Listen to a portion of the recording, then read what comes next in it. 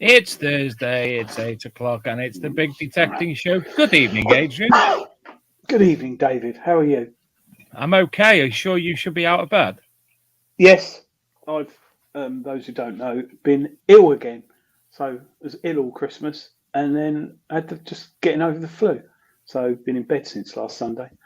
But yeah, so I don't know what I'm doing wrong. I don't know if I'm hardly seeing anyone. But yeah, so if I start coughing a lot or going like that, and I've got this stupid thing around my neck because I've got a stiff neck and it keeps it warm because I've been coughing so much.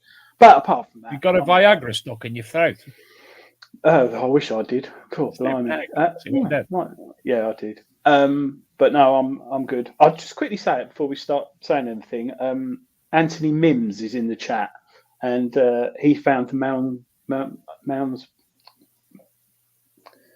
Can you speak? Malmesbury Hoard.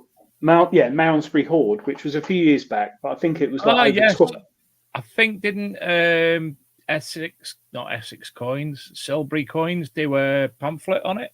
Yeah, over 1,200 lovely Roman coins still in the pot. Wow. And I think if you Google it, from what I recall, you go on the museum website and they've got a picture of every single coin. Wow. On the website, really nicely. Anthony said the Malmesbury Hall, 1,266. The Malmesbury Hall. Yeah, that's right. Yeah, so nice one for joining. But I'd have a look at that online. I think our guests tonight are going to be a little bit jealous of that. Well, yeah, 1,266. And I think me and you are very jealous of our guests tonight. Yeah, well, we all go detecting and treasure hunting, but they carry guns and have animals after them and drive. And have amazing barbecues with awesome, massive steaks that we don't see the likes of in England. We don't see steaks the size of cows like they got steaks. Their pickup trucks are bigger than my house. So, oh my God, they're pickup trucks. Yeah, with barbecues on the back and just shooting guns and knives and all the things we're not allowed in England. We're not allowed big pickup trucks. We're not allowed knives. We're not allowed big guns. But you know, we got one of it. You can't see this, but one of our latest additions to the show has got the most beautiful blue sky going on, and I'm very jealous of that also. You can't see it, can you? I can see it. Oh, yes. No, I can't. So we bring them all on the show. Yes. Good evening to Tim Draper. Good evening to Todd Anderson. And good evening to, am I going to say this correctly? Chuck Zitting. No, that's Chooch. Totally wrong, isn't it? Chooch. There you go. Chooch.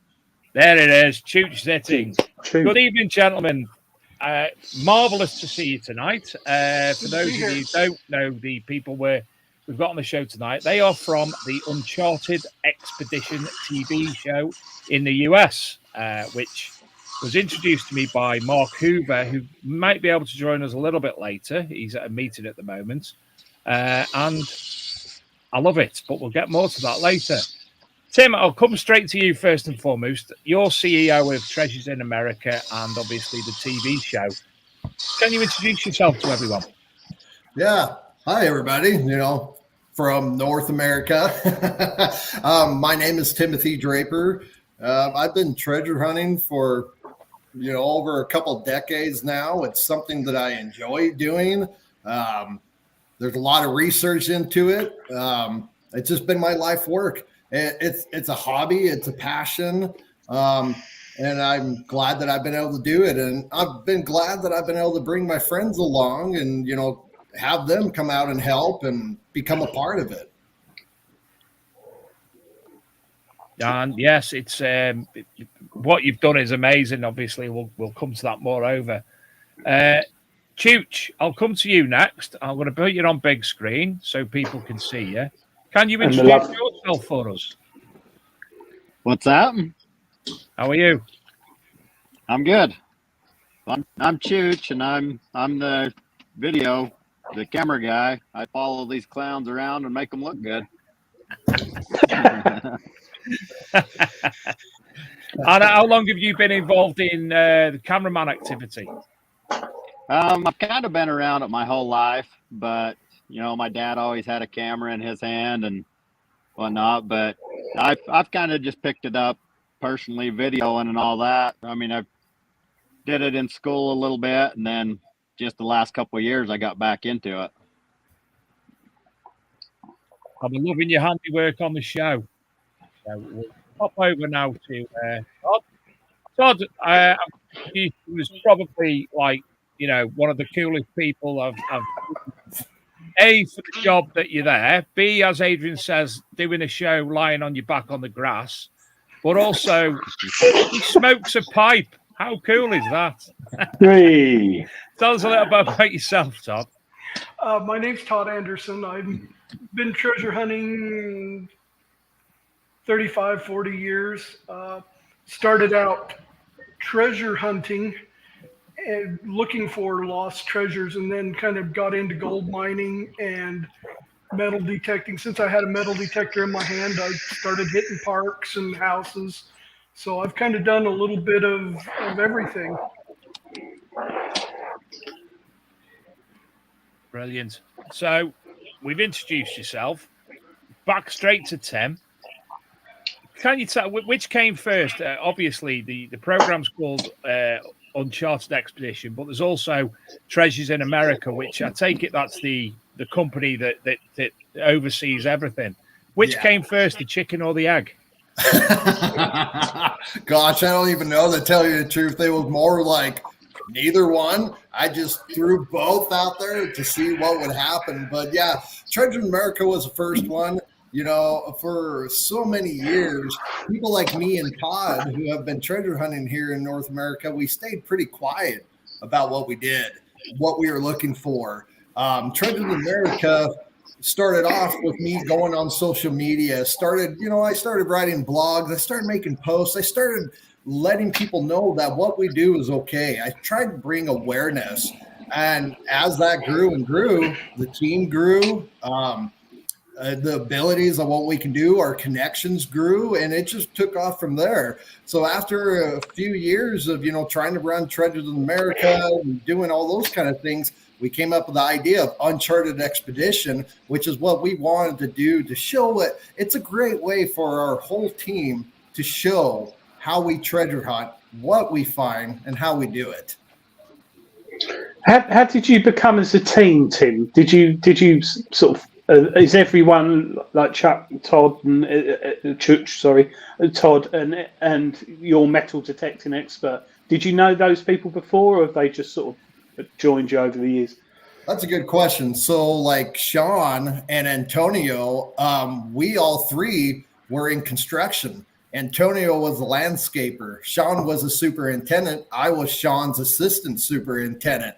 So the three of us knew each other. Todd, I always knew of Todd at the time that Treasures in America started. And Todd, lives here in our state in Utah. So after me and Sean and Antonio got the ball rolling a little bit, and, we started doing things, that's when we reached out to Todd. And it was just like a big family right away once we got Todd in. And then like Chuch has been my friend for a long time. Great guy. Everybody in my team is a great guy, great people. Chuch heard about what was going on, and, I kind of, hey, Chuch, we need a camera guy. I got an idea. I know it's a little crazy. It's a crazy idea, but if we put ourselves out there for the public to see, we may fail, we may succeed, but no matter what, at least we're doing what we want to do. So that's how he got involved. Yeah, great. That's nice. And how many of you are in total as a team? As a team, we got 6 people. Right, that's nice. That's a nice, comfortable amount, isn't it? That is. And I think it's an even number because we don't like odd numbers, do we? No one's left out. We're odd enough as it is. Well, I must say, those who haven't watched the show should watch it, because Todd, I'm not saying you're odd, but you're very funny. He's got odd in his name, he could be odd. Odd Todd. Well, yeah, odd Todd. Yeah. A bit odd. The comment I liked, I won't spoil too much about the show, but how you were concerned about cougars on one of your trips, and you thought they were talking about women who go older women who go looking for men, and you're a little bit disappointed when you realised it wasn't actually the female woman. But yeah, it's nice. is a nice level of seriousness, little bit of danger, and humour, and the filming as well. Chuch, I know you say you got into it in the last couple of years, but when I started watching it, I thought I was watching something on a much larger scale, if you see what I mean, with more money behind it, and some of the shots fantastic, really, really good, aren't they, Dave? Especially, I don't want to spoil it, but some of the filming situations down holes and stuff is pretty. I wouldn't even fit down them. So how the hell you got a camera down there? I don't know. Oh, Marc. Yep. Marc's joined us. Hey guys. Marc. Those of you who don't know, I've got to briefly introduce Marc and let him introduce himself. This is Marc Hoover, who's a detectorist from Florida. Am I right in saying, Marc? That's correct. That's it. So the rest of the team have introduced themselves. Just for the benefit of the viewers, could you briefly introduce yourself? Sure. Well, thanks for having us, and thanks for having me. I'm sorry I'm a little bit late. I'm Marc Hoover. I'm from Florida. Been detecting for a few years, and so I joined the team a couple of years ago, and have gotten to know the entire team and been a part of it, and have really enjoyed it. So my role is really a lot like Todd's in that I do a lot of the detecting, but I also am a certified scuba diver. So if we ever get into that aspect of it, I'll be taking on that role and responsibility as well. Fantastic. Now, I want to go on to something a little bit later on about the show, the type of the show for those who haven't watched before. But something that I've noticed, and I'm sure Adrian has as well, is the fact that it's not just based on treasure hunting. There's a whole realm of things that goes on within the show. Basically, anything outdoorsy is involved in the show, Tim. Yeah, that's right. And, that's one thing. I don't know how everybody else treasure hunts. I know how I treasure hunt. I know how I was taught to treasure hunt. And ever since I got my driver's license, I've had quite the adventure. I had to learn how to 4-wheel drive with, trucks, Jeeps, UTVs, ATVs. I had to build up that endurance to go hiking for miles and miles. There's been a lot of dangers, like Todd's cougar thing. That's real. That is really a real. Well, maybe not the women, not the older women. Well, not very often, anyways. They would be more dangerous. Yeah. But anyways, all those situations are real. So that's why we feel so good about the show, because we're bringing all of us, all 6 of us, Marc, Chuchie, Todd, Sean, Antonio, we're all bringing in all of our years of experience treasure hunting and being outdoors. And if you ask me, I can't think of a treasure hunt with this crew where we're not shooting gun, blowing things up, whatever it is that we do. We have fun, and we try looking for the riches at the same time. So our shows that we're filming, it's just a regular day or a regular weekend for all of us. That's what we were doing anyways. We might as well film it. I mean, the opening episode, the first episode, it starts off with 4-wheel drives, manic around the corner in the middle of the desert, into some shooting up with assault rifles, and then round your mace house for some god-awful massive stakes. Brief visit to Todd coming back from his gold claim, and obviously introducing everybody else. It's just, obviously, we don't get that in the UK. You drive 10, 12 hours to go detecting. I've struggled to go over 2. You walk miles and miles and miles. We do a bit of walking, but you walk miles and miles and miles to get to your location. We're generally able to park up on the roadside next to it. We not allowed to have guns, sadly. Well, we BB guns, but can't shoot people anywhere there, can you, Adrian? No, not allowed knives, are we really either?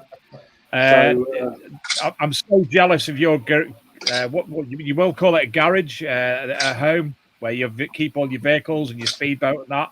So jealous of that room with your animal skins on the wall. Oh, yeah, that was Roy's house. Yeah, it gives an introduction into the whole American way of life that I don't think other programs of a similar nature actually give.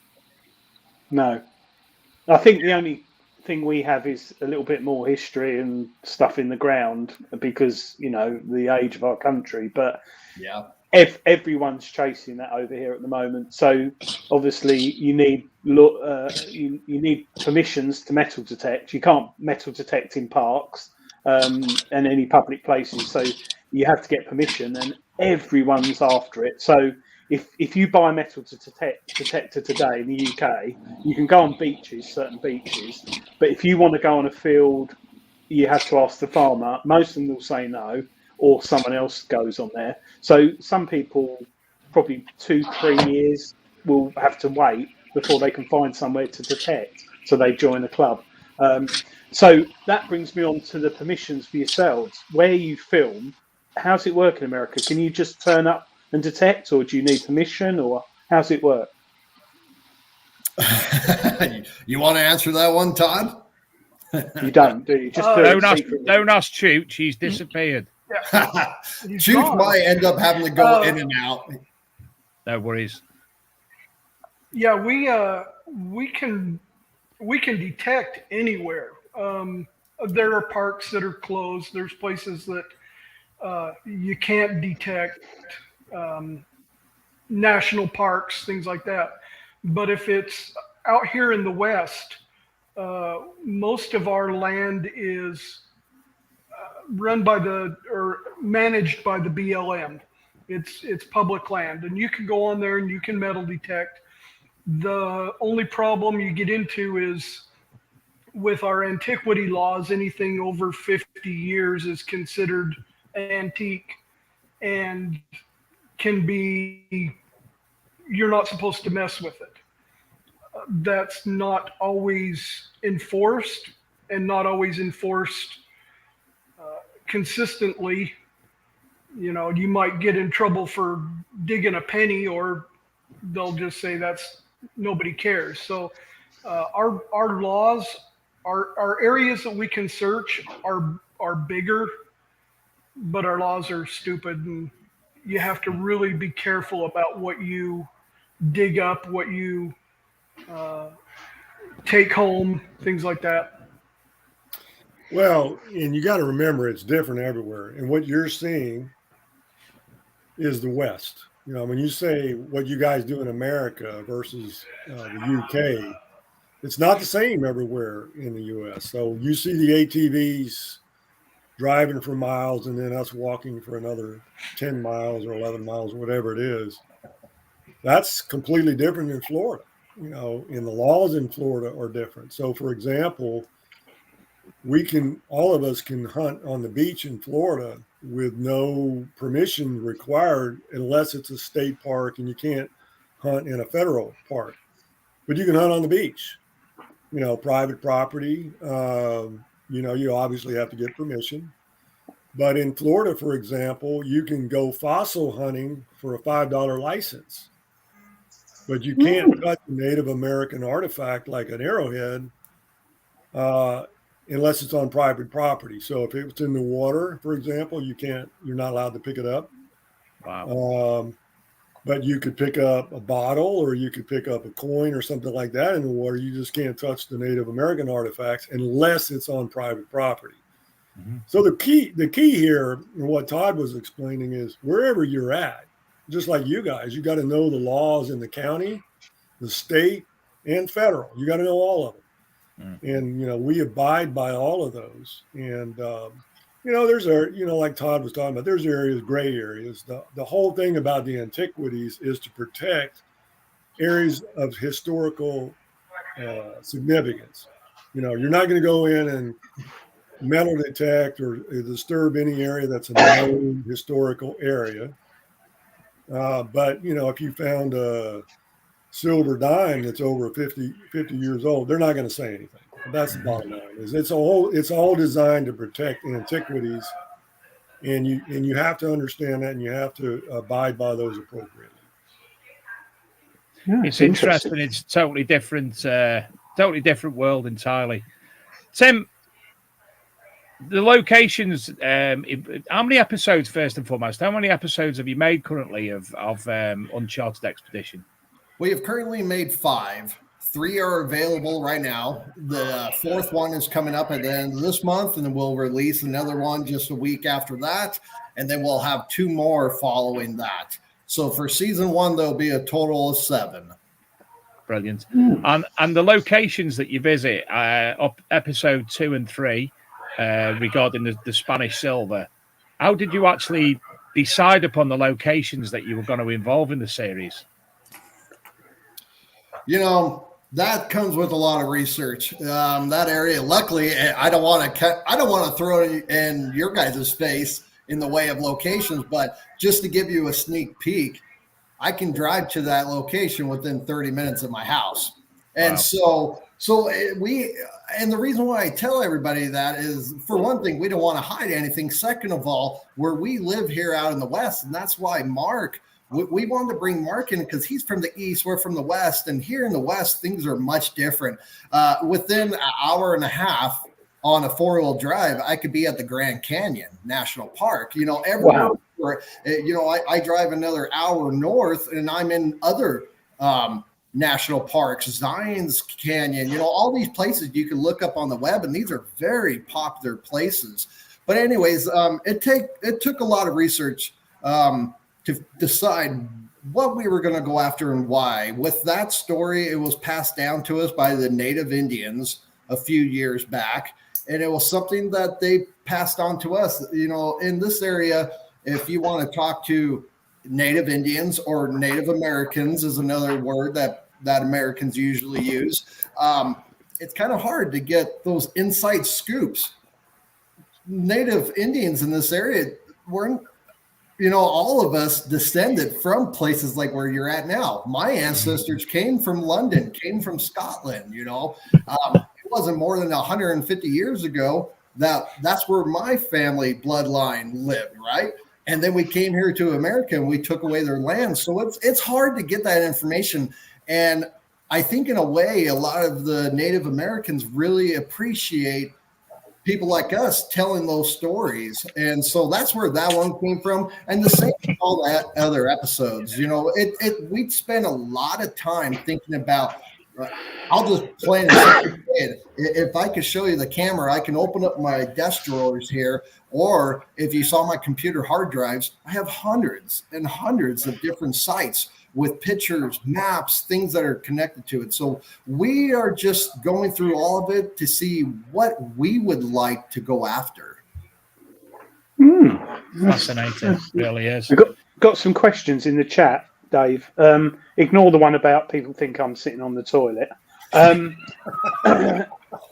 Thanks for that. Adrian, are you sitting on the toilet?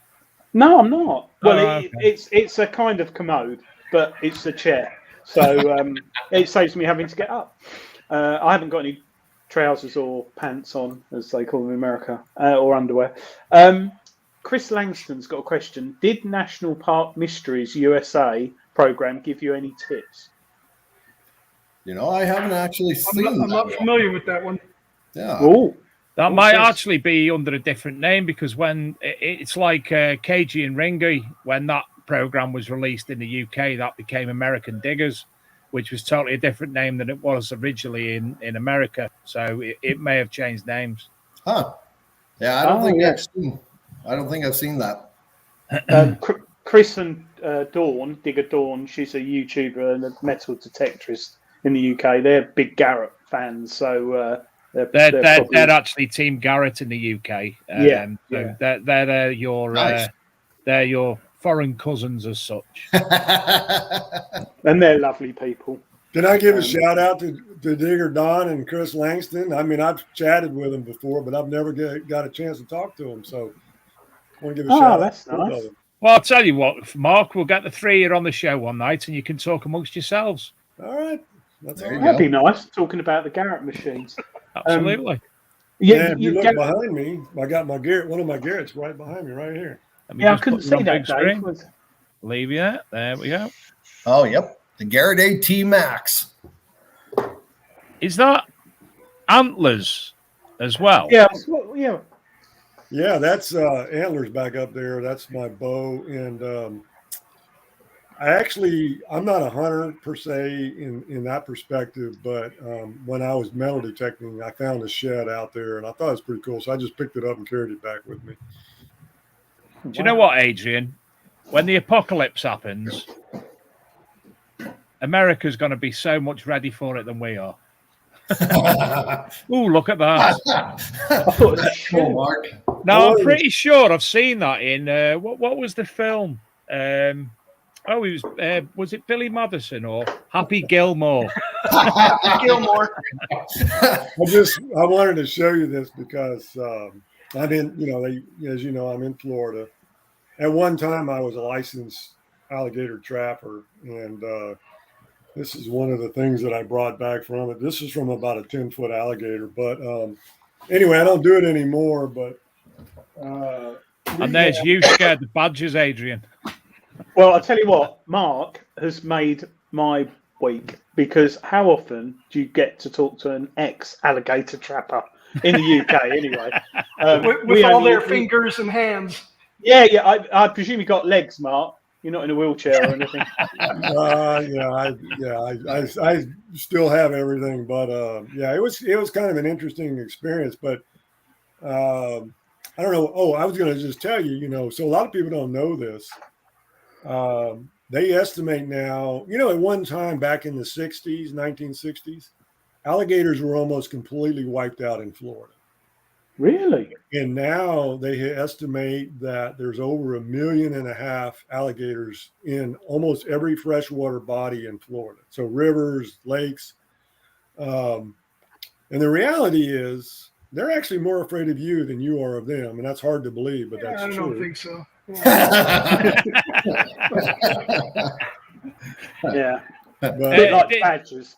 Digger Dawn asks, she's going to Texas to the Garrett hunt this year. Will you be going there? Absolutely. I will absolutely be there, and I'm looking forward to meeting her. And if Chris is going, I'd love to see him as well. Well, there you go, Dawn. You can listen.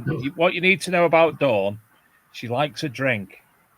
And we have been there, and we've witnessed Dawn actually drinking hand sanitizer.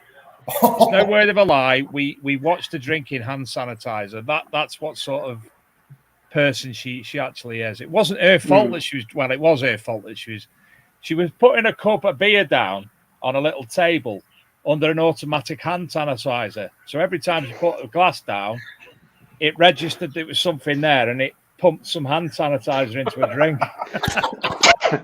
We found her behind the toilets a couple of hours later, didn't we, Adrian? Yeah, that was. She could have ended up poisoning herself, but she did wonder why she was very merry after only a couple of drinks. But yeah, that was at Detectable Day, wasn't it? Spring Detectable. Todd's off for a cougar. Yes, Spring Detectable last year. Yeah. Well, I was just happy to see that Dawn's. I know she wasn't feeling very well the last week. I'm glad to see she's feeling a lot better now. She's actually been detecting today, so she's tired. Gotcha. No, that Chris Langston said that thing we were talking about is called National Park Mysteries.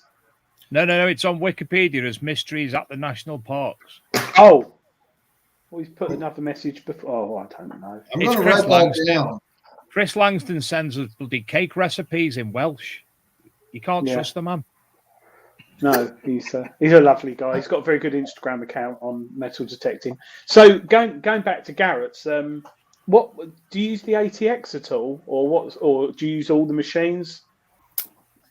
We use them all except that, and so they bought white, so we have the Garrett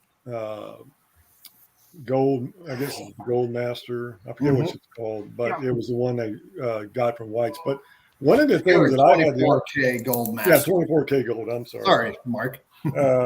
One of the things I've had the opportunity to do recently that a lot of people haven't is I went to Alaska with KG and Ringy, and they gave us 4 Axioms, the new PI machine. So the ATX is really heavy. It's built like a tank. It's more like a military industrial detector, but the Axiom is incredibly light. The battery, the lithium ion battery, lasts forever. It actually discriminates iron. It's a great machine. I've had people tell me it wasn't designed as a relic machine. It was designed as a gold machine. But I've been told by people that have tested it in Virginia for relics that it's going to do really well. I wouldn't at this point recommend anybody using it on the beach right now. I think they have to do more work or revamp it a little bit to work in the saltwater area. But it's great for gold. It's great for relics right now, and I think for the price point, it's an incredible machine. So I've used it twice now, and it's a great machine to use. Do you? Sorry. No, you first, Adrian. Tim and Todd, do you detect much with the machines? Do you all take turns with it, or? Yeah, we all take turns. We've all got our own machines, and we carry them around. And we'll break them out as needed.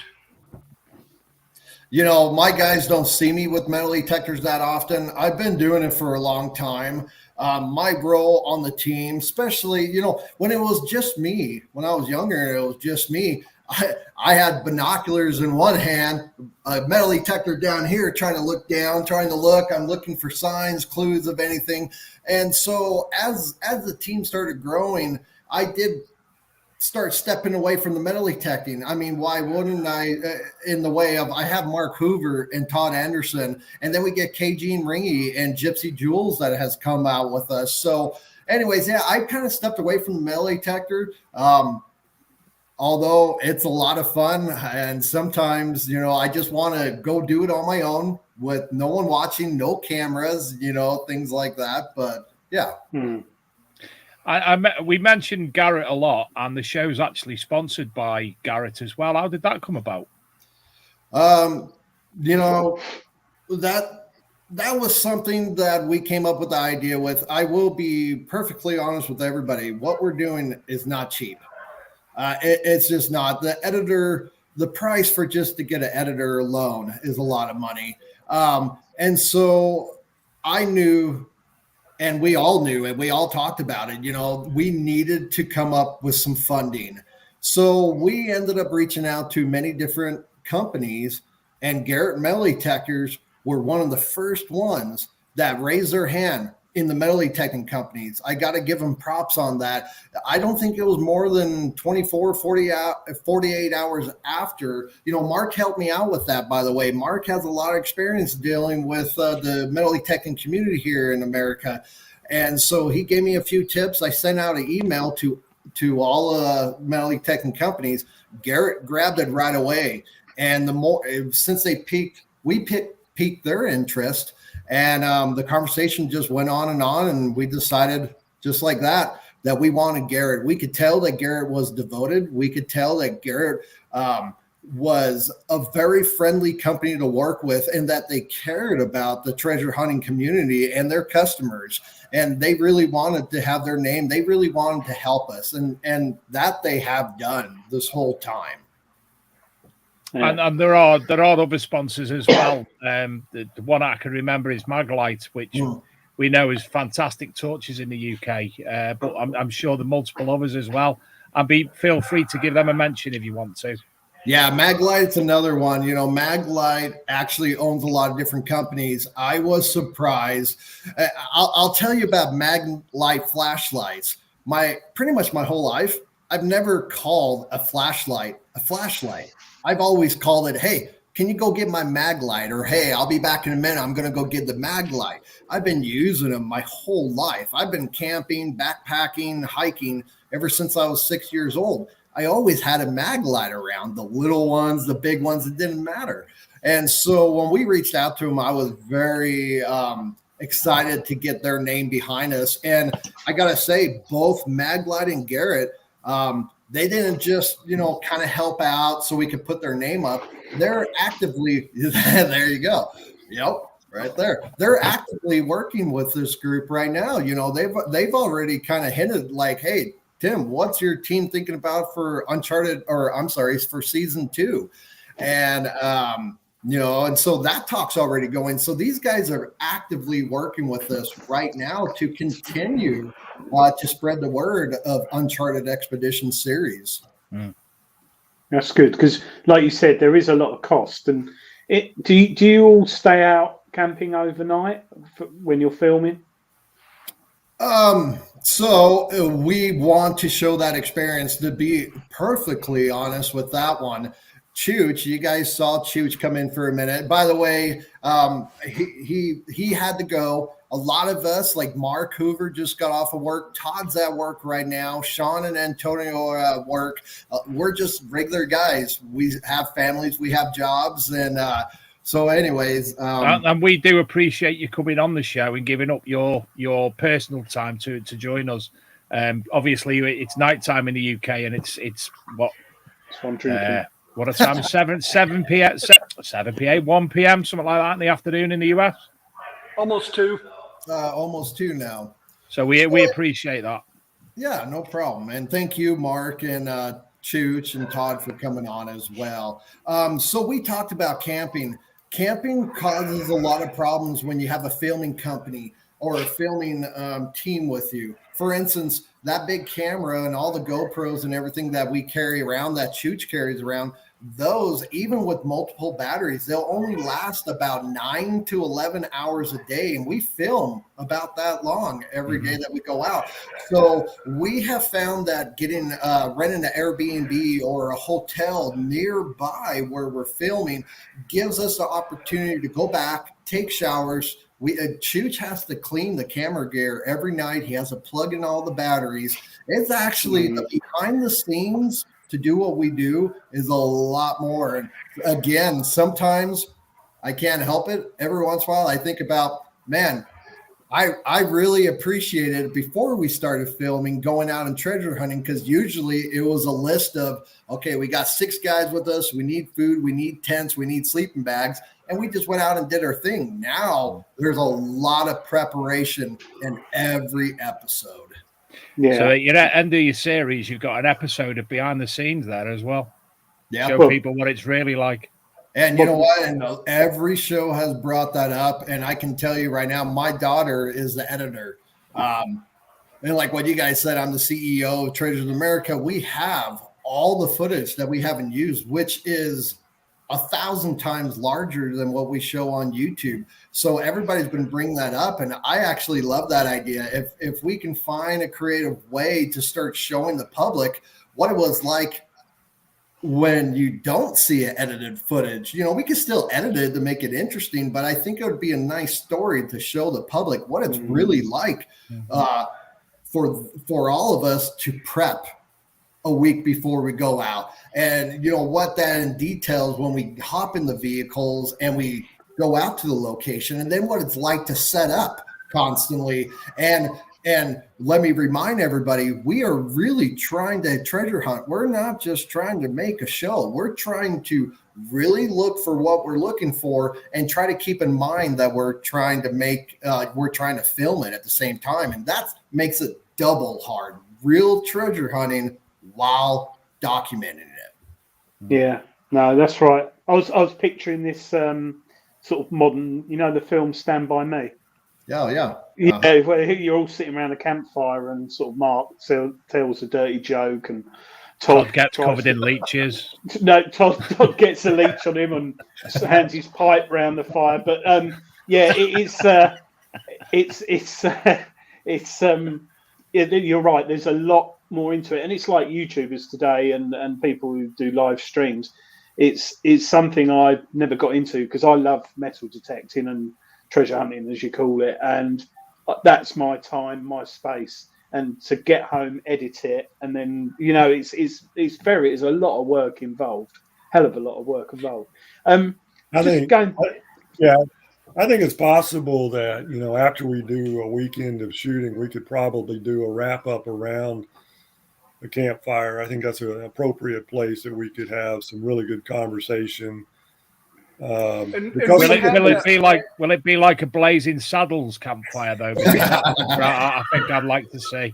Well, knowing this, if Sean's with us, Oh my gosh, you guys should have saw the fire that he built years ago out here in the desert. We decided that Todd was with us too. We decided that we were going to go out on an event and invite the general public. This was years ago. We didn't really have very many people show up, but Sean put a lot of time into the preparation of the bonfire. And here where I live, it's just a few miles out from where I was at. I'm not kidding you. This guy works construction. He brings in these 16-foot long 2x4s and stuff like that. And he TP'd it up out here in the middle of the desert, took gasoline, lit that thing on fire. You could see the flames going for 100 feet up in the air. And that's his idea of a bonfire. But we have actually, I love the idea of the campfire. We got to figure out something to do with that because, again, I'll give you a step into the behind the scenes of editing.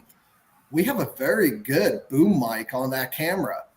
When we did episode 1, we actually were all huddled around a fire.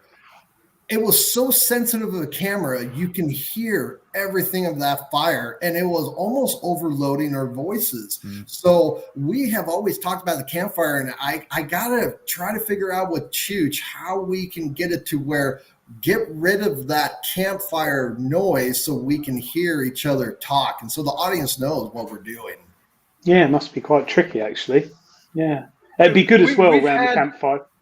Sorry. We've had campfires planned at the end of the night at some of the places that we've stayed in. Sometimes the weather isn't good, or we'll get back to the, wherever we're going and we're just tired. We don't have any more juice in us. So we've tried to do that, and things just so far haven't worked out. We do have some plans for some places we want to go to that are a little more off the grid, that camping will be necessary. It's the only way we'll be able to do it, I think, Todd, to be just to be perfectly honest with everybody. Some of these places that we're thinking about, I'm looking at it going, do we need to get a helicopter to drop us in? Are we actually even going to be able to get out there and look for this treasure? But it's a risk that I think we should take, and Todd's right. If that's the case, you guys will see Naked and Afraid Uncharted Expedition out there for 3 days, I won't be with me and Adrian are right up for naked detecting, aren't we, Adrian? Well, if we do that, Tim, I want at least 4 porters for all my stuff. Carry on. Yeah, see, I agree with you. Yeah, and that's another thing. We joke about it. We love it. This is what we do. But to be honest with you, see all 3 of us, Mark, Todd, and myself. I've witnessed all 3 of us on the break of dehydration and a lot of other things, heat exhaustion. There was one time I was out treasure hunting with one of my friends, and I kid you not, this is how dangerous it is. Even when we're filming episode 2 and 3 that you guys will see, this was the same area where it happened to me. I was out there with a friend. We were like this all day long. We must have done 10 miles of hiking off-road. We didn't have UTVs and ATVs back then. They were way too expensive. Anyway, so I'm hiking around after about 10 miles, and I couldn't walk anymore. And the next thing I know, I'm on my belly, and I'm doing the crawl, and I'm exhausted. And I ended up seeing the stream. And I know you're not supposed to do this, but I was between heat exhaustion and dehydration.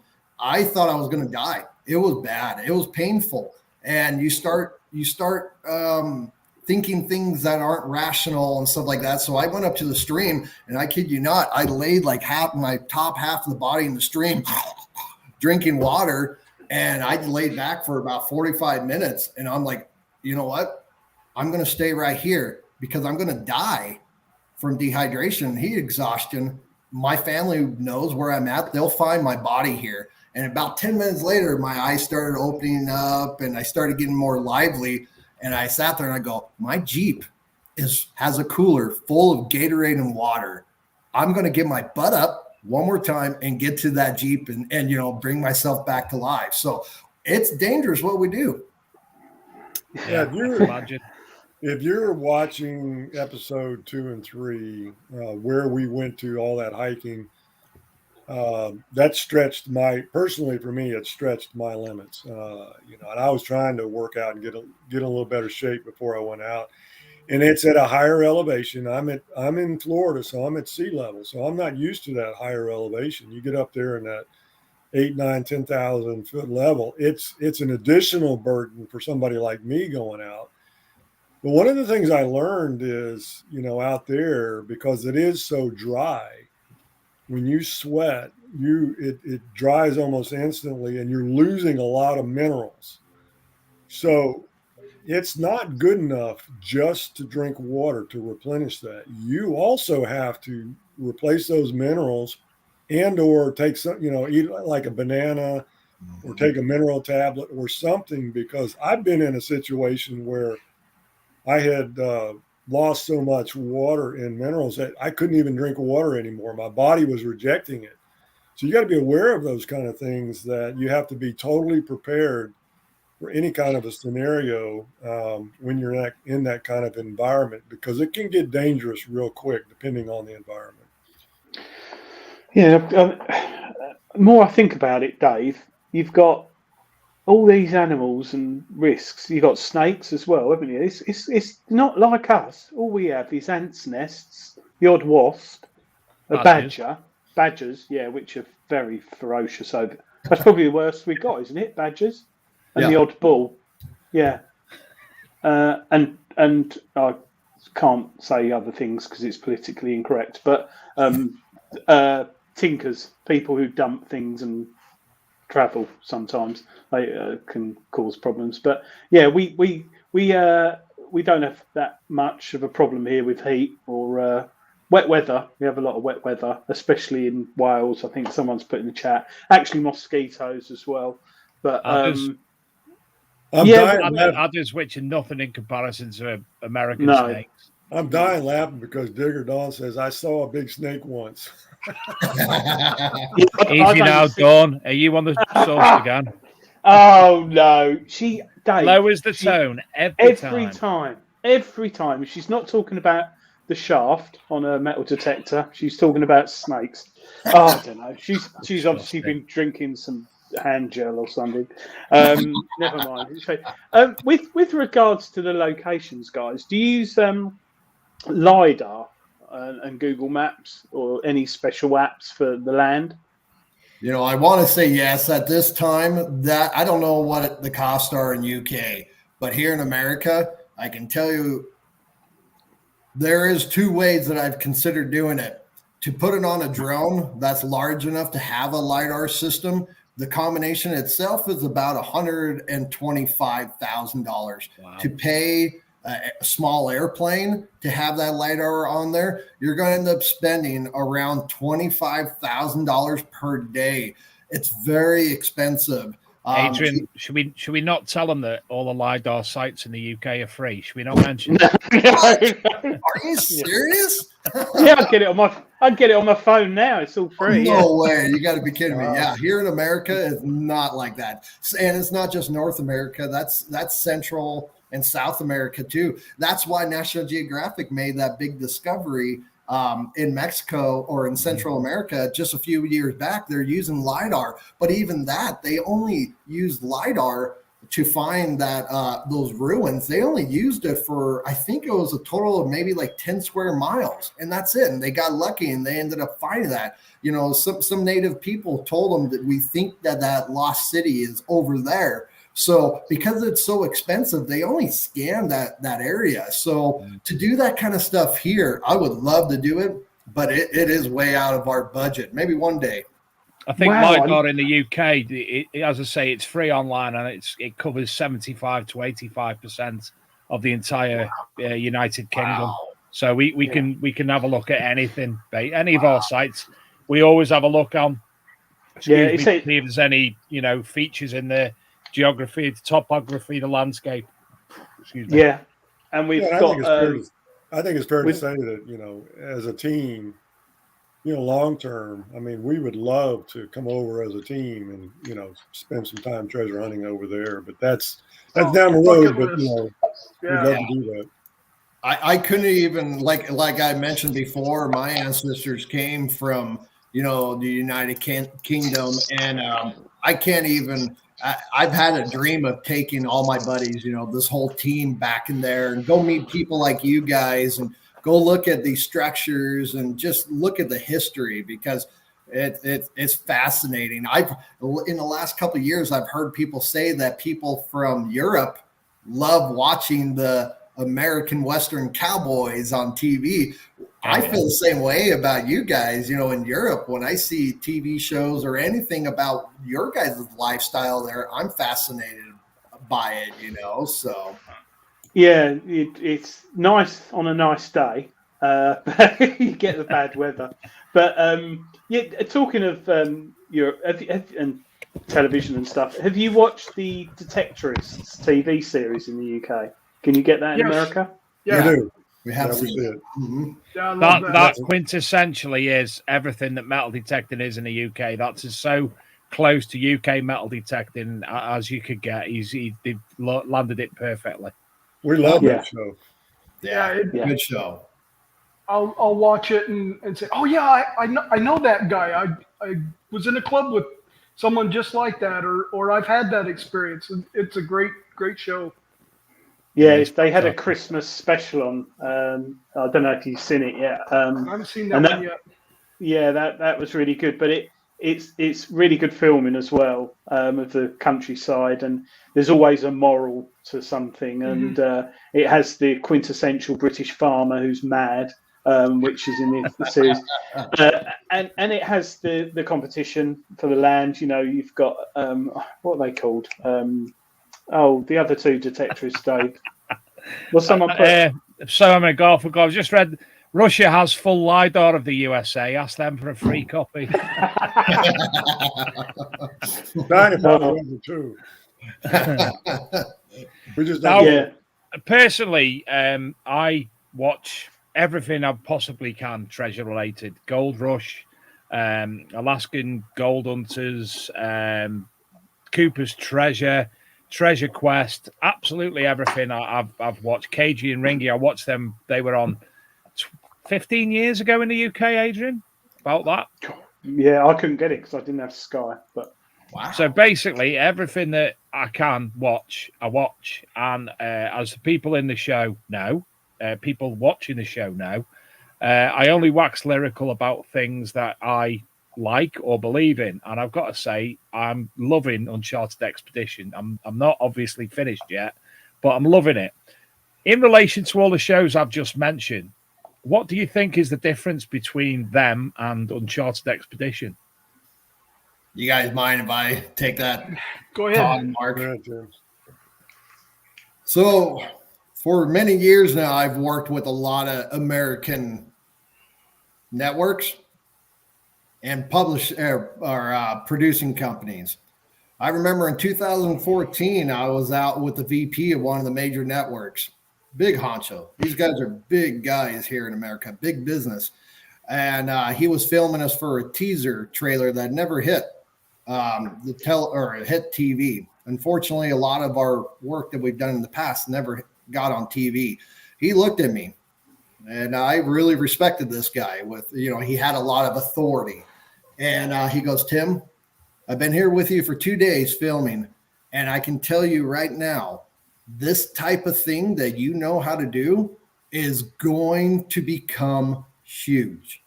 There's going to be all kinds of new treasure hunting TV shows that come out. You'll see them in the next 5 years. It'll be crazy. We want you on.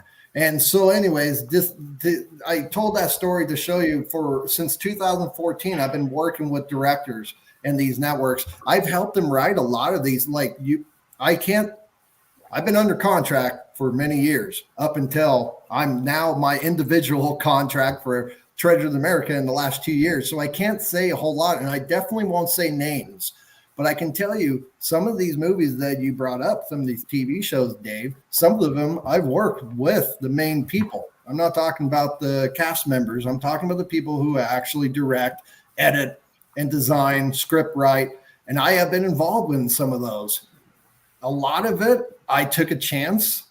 They promised me airtime. They promised me exposure. So I gave them a lot of my information. throughout the next couple of years after that, a lot of this information was placed on these TV shows, but my face, Treasures of America's name, nothing was ever mentioned. So a lot of my work went unnoticed for a while. So that's one thing that we wanted to do. We wanted to show real TV. We're not just out there. There's a reason why, for the budget we had, I think there's a reason why people are noticing that Uncharted Expedition is unique and it's done very well. It's because we come with a lot of experience and we've learned what not to do from these other TV shows. Yeah, I agree. And I think your show, your finds, shall we say, so far been genuine. I'm not saying that people plant stuff, but even picking up old Coke bottles and 7-Up bottles from Las Vegas that you had in, I think it was first episode, or I can't remember, but that's interesting. We have you heard of mudlarking in the UK? Have you heard of that? Yeah. Oh yes, on the River Thames, people mudlark, and it's basically an ancient name, but they walk along the Thames bank and look in the mud and dirt, and they pull up things from, anything from medieval Roman days right up to sort of 50, 100 years ago. Back to Neolithic in some cases, Adrian. Neolithic, shoes, skulls, but it's all treasure. Whether it's gold or it's a watch lost by someone 10 years ago, it's all treasure. I mean, that's probably personal, but and it's interesting what you find and how you understand it and identify it. And it's a nice part of the show. You're not constantly first episode, you find the gold nugget that big, and then which brings me on to that.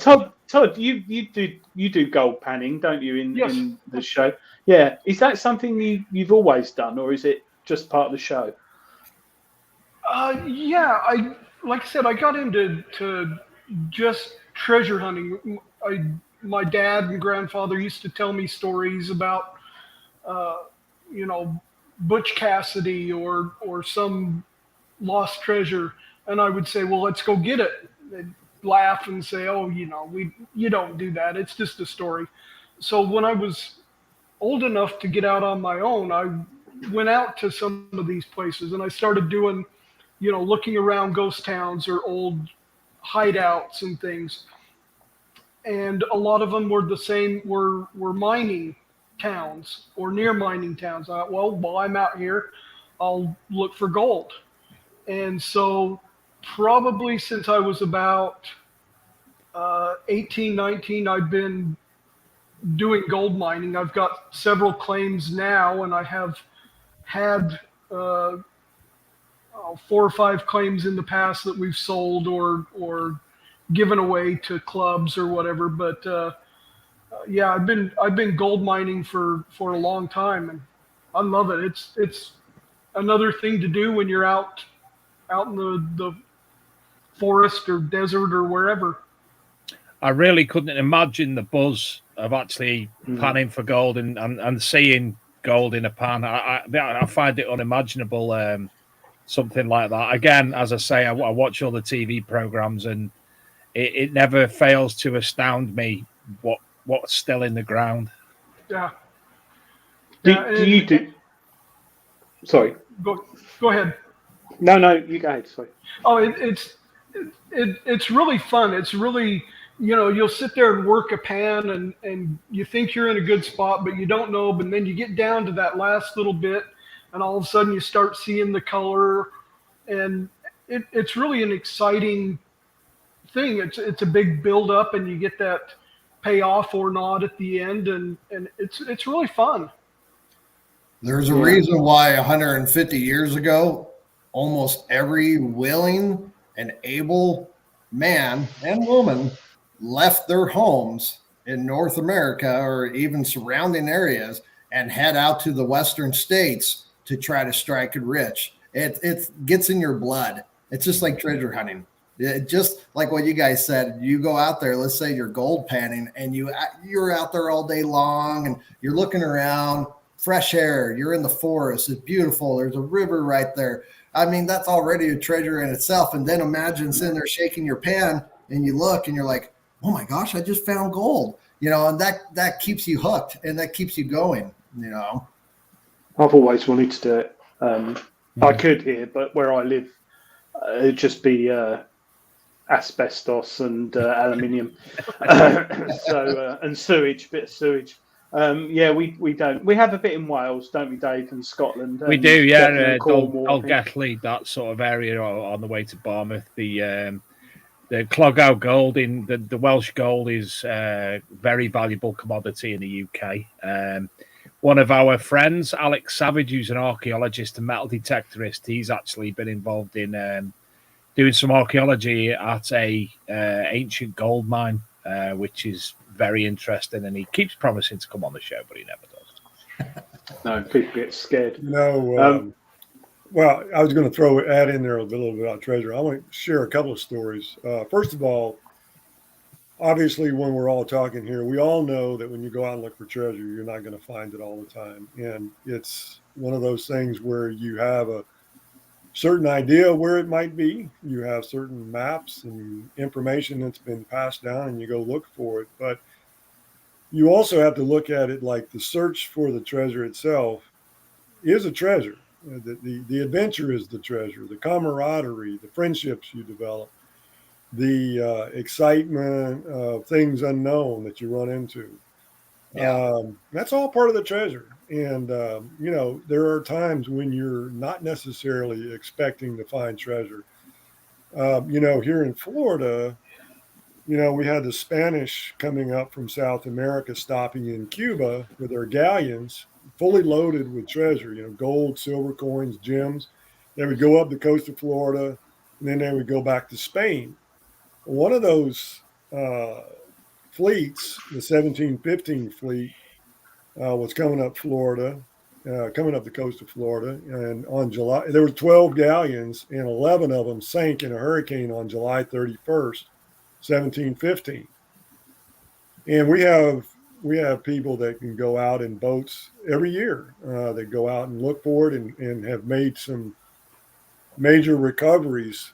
But a friend of mine, Jim Tippett, Jimmy Crossbones, was on the beach a couple of years ago after 2 northeastern storms came through and made a major recovery of treasure and artifacts. And when I say that, I mean a major recovery. He recovered 13 gold escudos, wow, and over 30 reals, a number of artifacts. And, today it's estimated to be valued at about $400,000 to $500,000, about $500,000 in value. But he wasn't necessarily going out and looking for the treasure. He just happened to be in the right place at the right time when 15 feet of sand was taken off the beach. So those coins were hidden for 300 years. Nobody was able to get to them because they were so far under the sand. And my point being is that sometimes you're looking and you don't find it. Sometimes you're not expecting it and you do find it. But the point is that whatever happens, it's the adventure is part of the treasure. Yeah, I would totally agree. And like we always say, don't we, Dave? If there's treasure above the ground as well as under it, with friends and the country and countryside and the fresh air, it's a lovely hobby to have. And I watch your series, and you all get on really well. And there's a little bit of joke, camaraderie, and banter, and it is a bit of fun and mockery. And it's guys getting together and just having a good time. I think. One thing that we haven't done yet, Adrian, we haven't had a Nerf gun fight, and I think we could certainly look at doing that. A Nerf gun fight? Yes. Sorry. Oh, there it is. Yeah. Sorry. Yeah. No, it's just so people know before we forget. How do they find the show? What platforms is it available on, Tim? So right now, we had plans to put it up on paid places, but to be honest with you, the more and more I thought about it in the last couple months before we made it public, it's on YouTube channel under Treasures of America. But anyways, I thought about it. There are a lot of ways I know how to market it.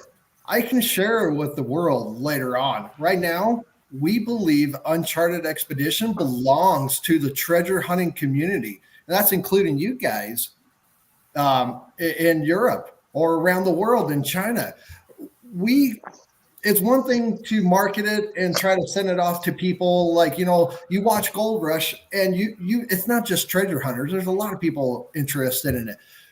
This show is for you guys. And if we can show it to you guys for free for now, that's creating a value that I hope that everybody can see. And you can get to know Marc personally. You can get to know Sean and Todd personally. You can see what we do. And there's nothing better in my mind for now to keep it free on YouTube for a time being.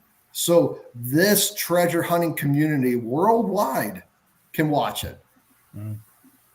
And hopefully, you will get noticed that the show is of a quality that an audience will watch on primetime TV, and it'll get picked up by CBS, Discovery, something like that.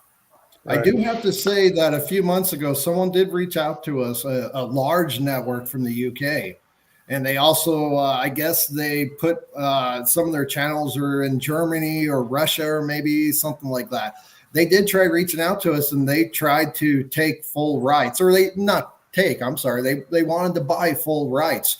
And here's another thing, again, when it comes down to money, we would have loved to make it full rights for you guys in that area. The problem was that our lawyers for Treasure America looked at me and said, you'll never be able to afford at now with your guys' budget what it would cost to hire me to make sure that this show is not stolen from you, your partners, and your teammates. And that was another decision where we thought value, if we give it out for free, let everybody see it. I can't think of a better value down the road than trying to make a few bucks this year, if that makes sense. We know someone very well who's had incidents relating to that, don't we, Dave? We do. I don't know if you've seen the program, Lost Relics of the Knights Templar, or Lost Relics as it's known as well. Hamilton and Cole, become friends of mine via Fry the Show in the UK, and now friends via Facebook and what have you. They've had multiple issues with probably the same TV channel and what's occurred with that, let's say. And there's another person as well who's had a big issue, but we won't go there. I want to do whatever I can for our team to become noticed, but there's also doing it smart. And sometimes trying to take on too big of a bite at once could be damaging to this team. I want to play it safe and make sure that we're all taken care of. Yeah. Well, one of the other things I like as well is that there's no predominant character within the series. There's no Parker Schnabel. There's no Tony Beats. All of you are fully within the picture of the scope of the show throughout. There's no predominant. Obviously, you're the CEO, Tim, but you do take a step back, if I can say it like that, and allow everybody else within the cast to step forward. Thank you for noticing, and thank you for mentioning that. I can't tell you how much Uncharted Expedition team and Treasure America team, even to the people you don't see on film, how appreciative I am of them. This is something that I've been doing for a long time. Every single one of these guys have helped my dream come true in the way of showing our passion, and it's rubbed off on them. I can see it. They've rubbed off on me. And so it's not right for me to get in front of that camera, and I wouldn't do it. It's not in my character just to try to steal the show. Marc is an individual, and he's a great guy. Todd is an individual. He's a great guy. All I want to do is show our team for who they are. No, it's nice.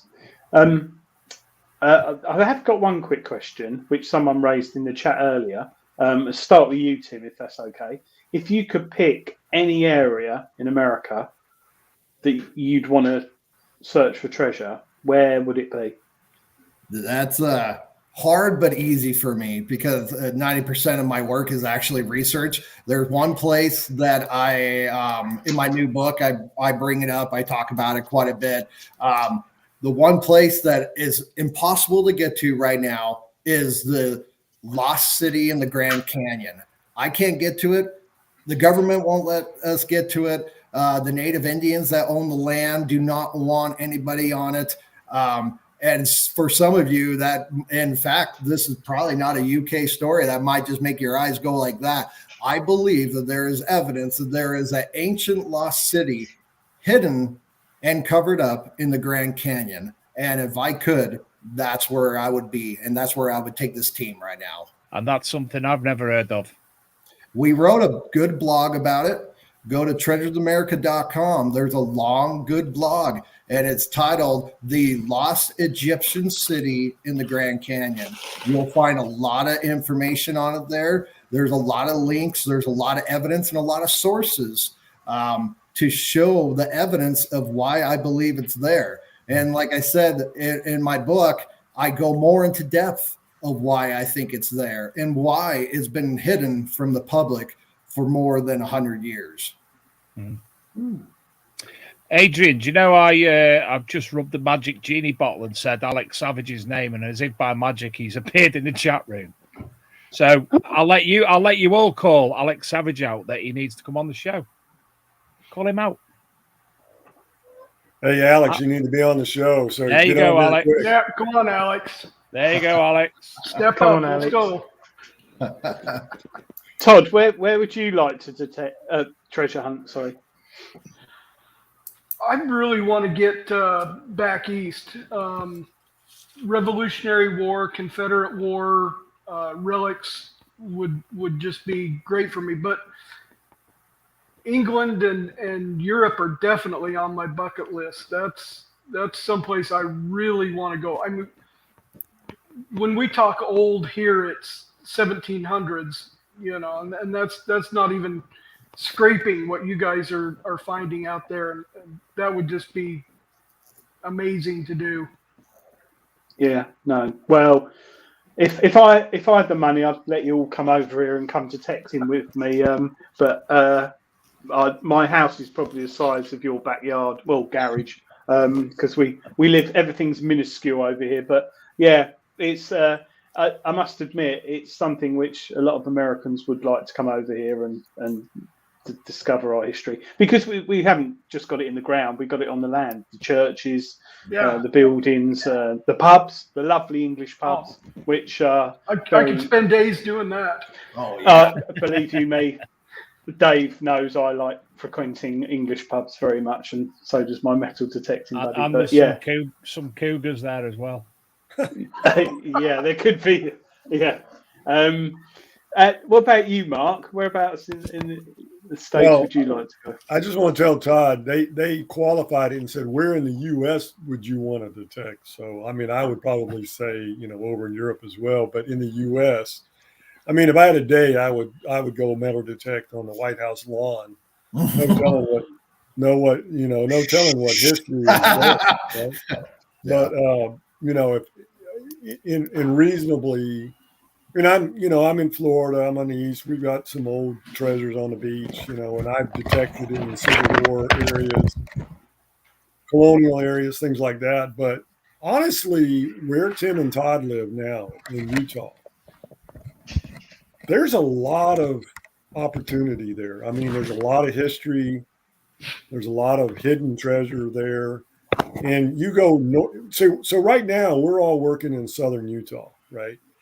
But if you go north in Utah, up in the Uinta Mountains, there's some incredible stories about that area up there.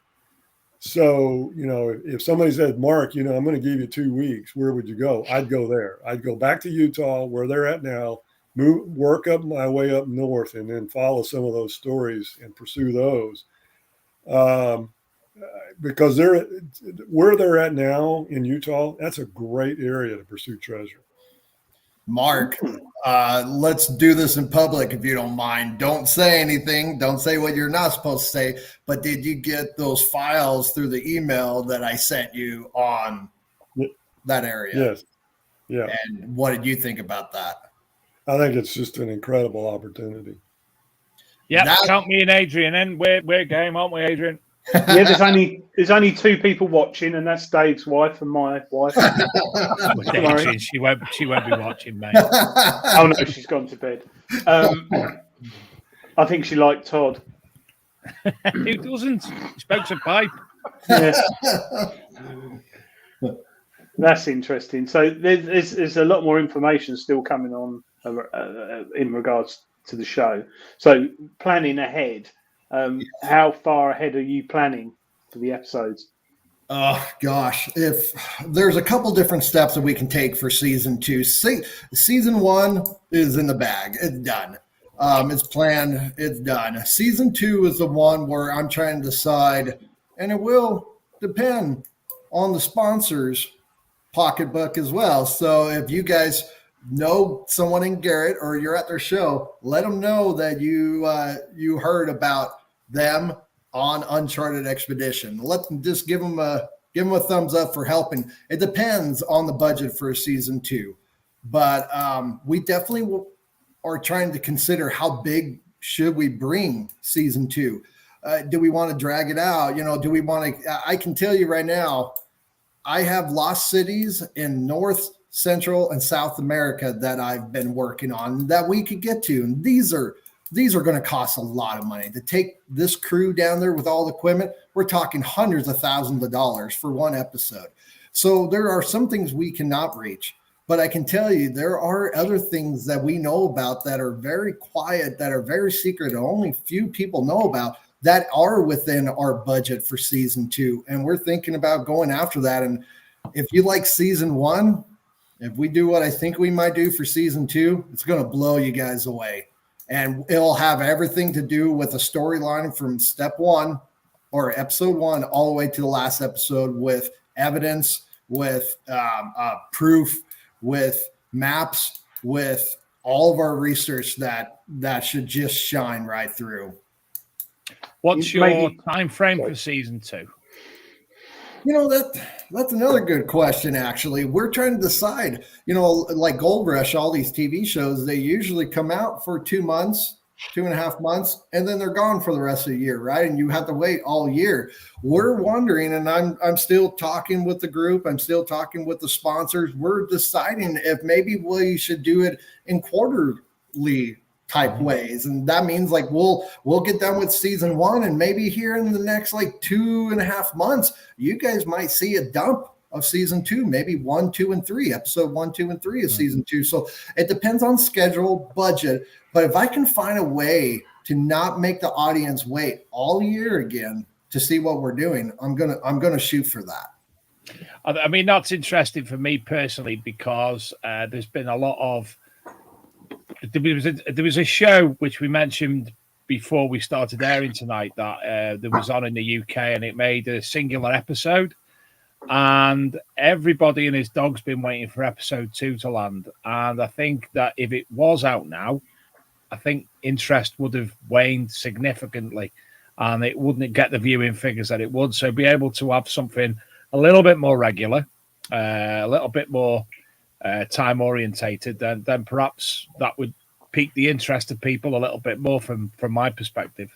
Yeah, that's right. And that's something that we look at too. We talked about behind the scenes. I can tell you right now, being the CEO of Treasures in America, I can't even begin to tell you the software I have to keep track of certain things. Where are people going? Where are people looking? What's interesting? I got to keep everything in mind. And if I mess up once, I might fail this team. If I go after the wrong treasure or send us down the wrong season, I might fail these guys. They can work as hard as they can, but if I'm not on my game of planning and making sure that we're doing it in the right way, everything might just go to waste.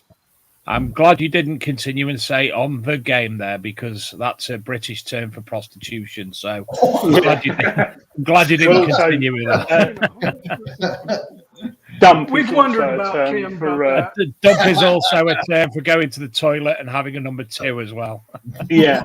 By the way, you got the commitment from Alex to be on your show, so you're good there. Good lad, Alex. Dave, a quick question. Well, I'm not asking. Paul B said, can you ask if the guys managed to earn a living from it yet? No, you don't, because you've all had jobs today, haven't you? And Todd's at work in a park, laying down, and Mark's just finished work. I'm right. and Tim's just hiding at work. But yeah, no. In the future, though, it would be lovely if you did make a living from it, and obviously that's what you'd love to do. But at the moment, it's quite a way off, I presume.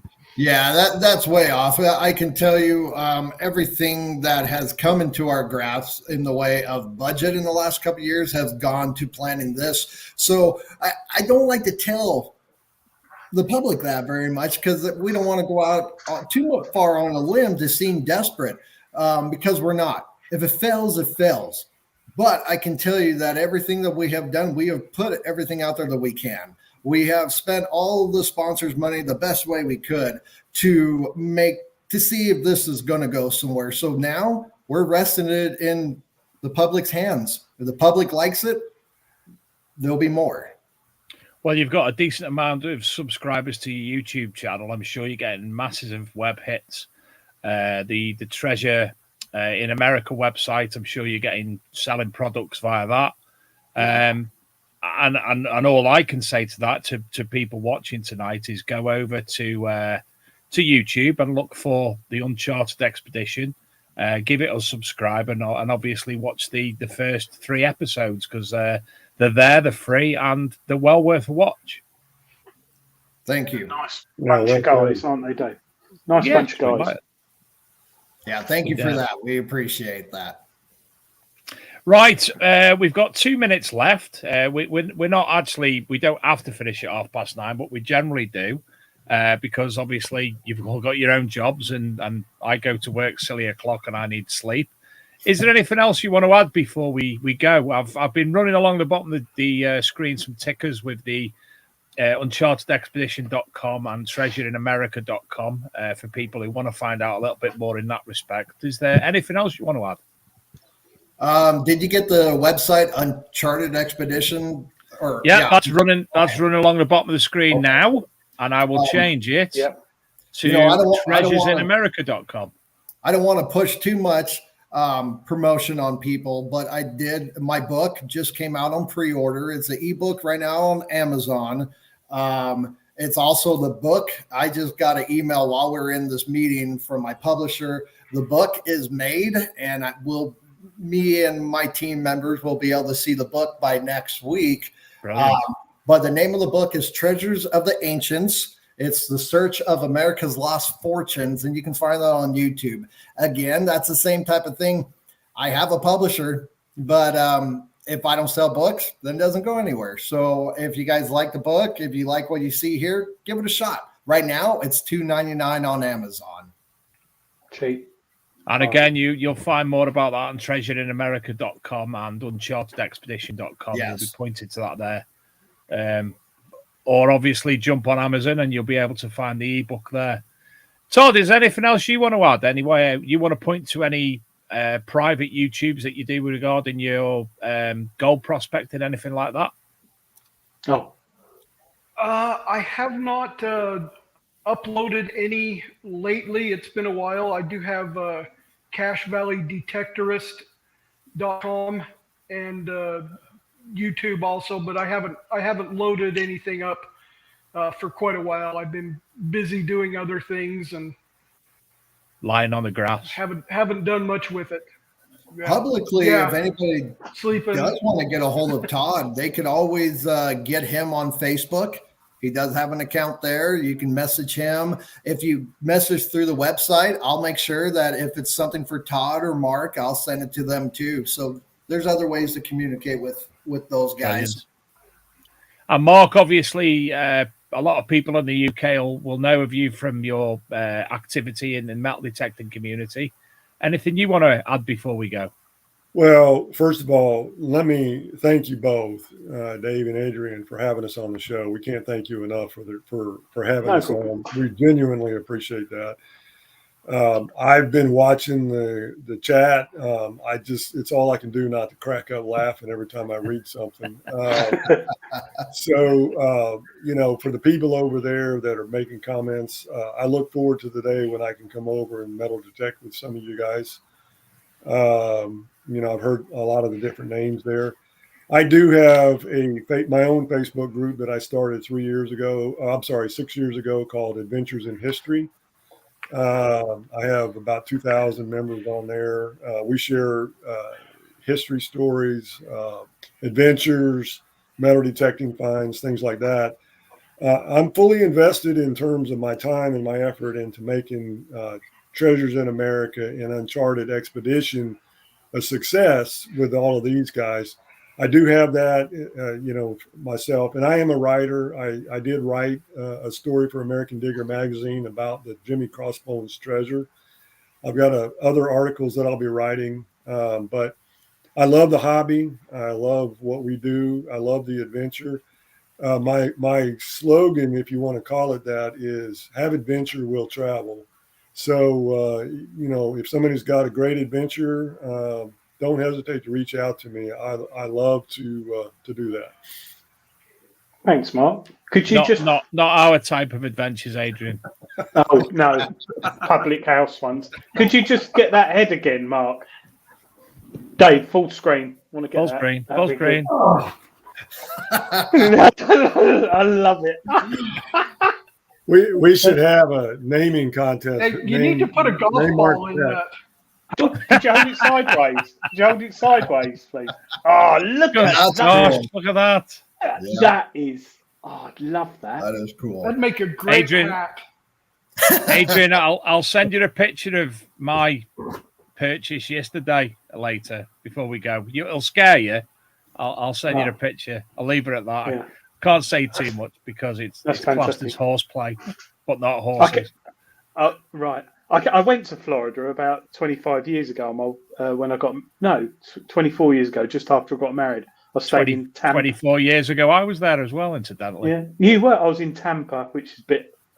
Kissimmee. No, Kissimmee. Yeah, Kissimmee. I was in. Yeah, but I loved Florida. I really did. Oh, I like America anyway.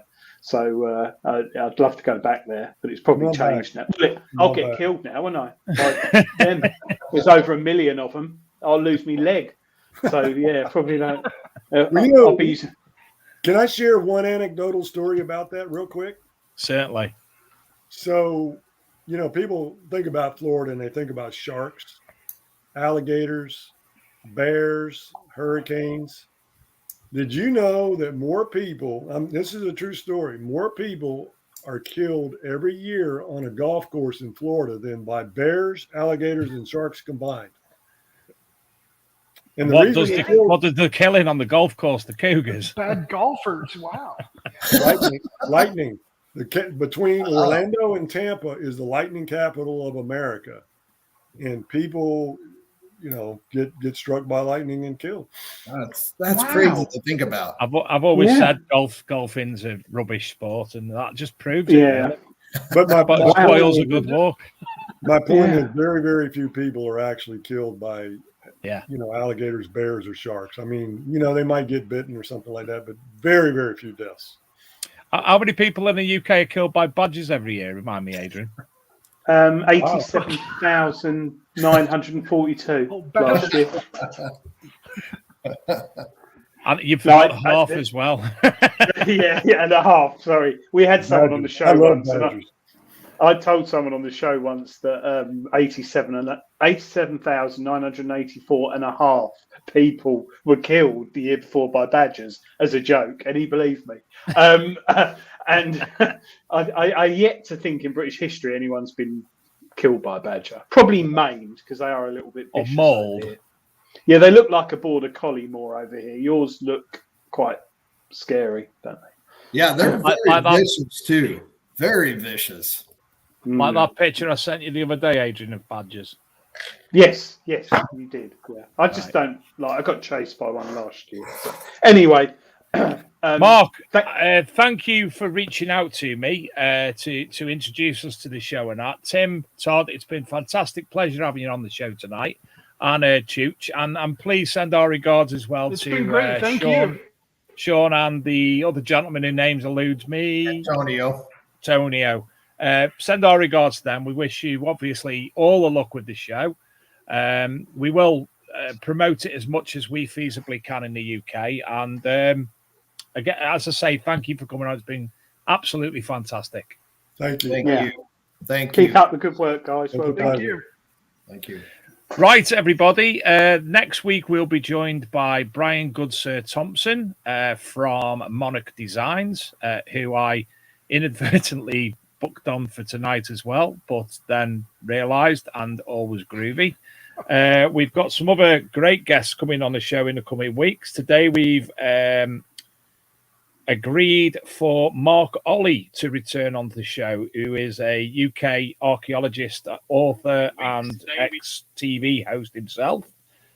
He's got a new book out, which I'm trying to Google now, and it's called The Polychronicon of Merlin, Joseph, and Arthur. We've also got Jason Stevens from Metal Detecting Passport joining us, and another exciting guest, Steve Tomlinson, who is a mudlark and archaeologist. And somewhere within there, I'm sure Alex Savage will appear too. Gents, it's been an absolute pleasure having you on the show. As ever, thank you everybody for watching. Share the show, share the group. We'd appreciate that. And more importantly, go and find Unchartered Expedition, give it a subscribe, and give it a watch. Good night, everyone. Bye, guys.